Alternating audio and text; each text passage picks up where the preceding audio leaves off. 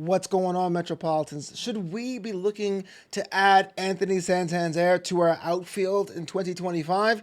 Well, a new report says that maybe the Mets should be in the market for the current Oriole. We're going to break that down on this edition of Mets Digest. What is going on, Metropolitans? What's going on, Orange and Blue Faithful? My name is Flobo Boyce, and I'm one of two currently of hosts here on the Mets Digest channel, where we work tirelessly to break down news and notes about everything involving the New York Mets. And well, if haven't done so already, do me a favor and hit that subscribe button. Don't be that 87.8% of people looking at the content without hitting subscribe. Make sure you're the first in the know when things happen all around the major leagues. And before I get to today's story about Anthony Santander, I am actually recording this after the Wednesday night game with the Mets and Arizona Diamondbacks, the one where Edwin Diaz gave up that grand slam to Corbin Carroll. Yeah, I know Corbin Carroll is good, but we are supposed to be better. And I understand if frustrations are riding high. You're probably asking, what does Edwin Diaz have to do with Anthony Santander? Well,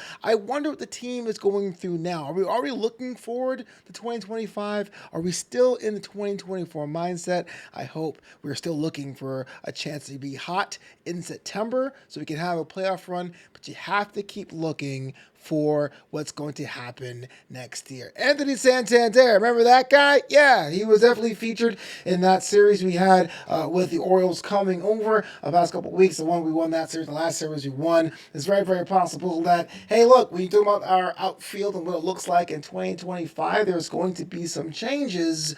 Why not add that to the mix? And what I mean by that is, as it stands right now, our outfield core contains a Brandon Nimmo, Jesse Winker, Tyrone Taylor, McNeil, Harrison Bader, and Starling Marte. Each one of those individuals are kind of on different stages as far as what we need from the team. For example, Starling Marte has 1 year in his contract. He could be the everyday DH. If J.D. Martinez is not to resign, McNeil can always be used in the infield, and Tyrone Taylor and Jesse Winker are basically up for new contracts this year if we decide to keep them. So I'm not pulling this name out of a hat. Well, you see what happened today from an article from Bleacher Report. There really was a prospect of maybe the Mets should look at Santander, especially if we lose the Juan Soto sweepstakes. This one here's from Tim Kelly, who's a beat reporter for Bleacher Report. He says, while he's a favorite in Baltimore, General Manager Mike Elias may opt to let the 29-year-old leave in free agency and collect the draft compensation when he declines a major league qualifying offer.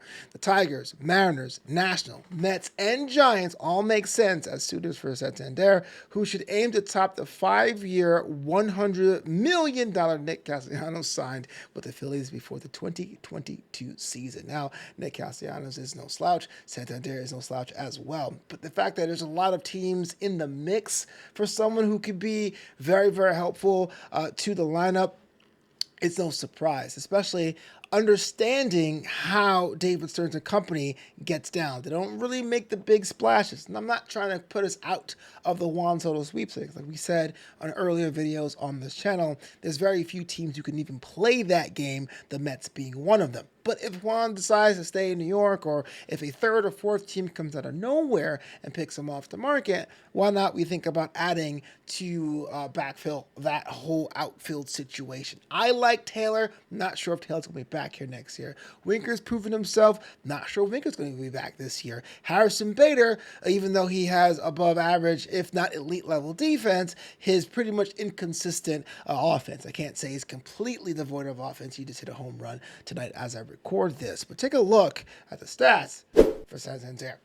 So that on-base percentage is pretty solid in comparison to what we have already. And of course, the stolen bases leave a lot to be desired, but the Mets generally aren't really a stolen bases team, save for Starling Marte, Francisco Lindor, and whenever Nimmo feels like doing it, which is kind of random. But either way, these are all pluses and upgrades. We'll give you a more consistent bat than Harrison Bader, a better defense than a McNeil, and maybe is not as young as Tyrone Taylor, but definitely can be used in a platoon situation. I know it's kind of like shuffling decks on the Titanic sometimes because you have guys playing out of position. Center fielders go left, and left go right, and right go center, unless you're like Starling Marte, who's like really much the only one who plants down in that right field spot. But yes, if you do not get Juan Soto, you really can't do pretty much worse than the man themselves. And the thing is, too, if you go even further than that, the fact there is a bit of a demand in the market for someone of that caliber should give you a little bit of an insight. This here is from an article from The Athletic that really underscores what it means to another team. Sharma and Mooney write for the Chicago Cubs beat, but you know me, I like to go see what other teams are working on. This one is talking about adding Santander to their outfield core, especially with the questionable appearances of Cody Bellinger and where he's going to be next year. It says Santander is having a great platform season with the Baltimore Orioles, 38 home runs, 86 RBIs, .825 OPS, but he's been a durable, consistent producer for years, 6 straight seasons with double-digit homers on a team that's learned how to win. Overshadowed by younger and more heralded teammates, Santander can use the postseason stage to showcase his skills in October. And that's right. It looks like the Orioles were like a young talent factory, just having these guys under the age of 25 out there. And of course, you're not going to be the number one option when you have youth on the same team as you do. But if you think about also the lineup changes that happen day to day and week to week, a lot of people try to blame Mendoza for it, but there's a lot to juggle with offensive woes or defensive woes or injury history as we have right now. Whatever shakes up, whatever you decide to go with, it's good to have someone that can play every day to keep that a little bit stable as you try to build something with your infielders and outfielders and offensive attack as well. So if you think about someone adding to the team who's able to play every day, who's able to have above average offense and consistent defense, you really can't do no wrong by adding Santander to the squad.